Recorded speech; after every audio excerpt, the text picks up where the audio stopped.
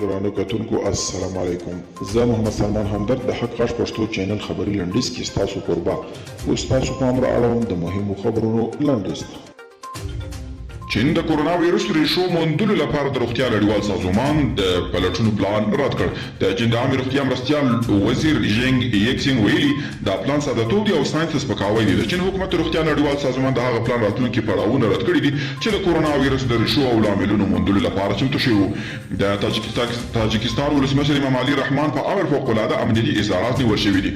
تاجکستان په خپلو پوځیانو ته د ښه تدابیرو نیولو امر کړی دی. دا ځکه چې د افغانستان په شمال په تیره بیا د تاجکستان سره پر پوله د افغانستان څو سیمې او وګړي ساحې د طالبانو لاسته لوېدلي دي او اروپا ته د افغان پناه غوښتونکو ورتګ په اړه د اروپایي اتحادیې پلان لري.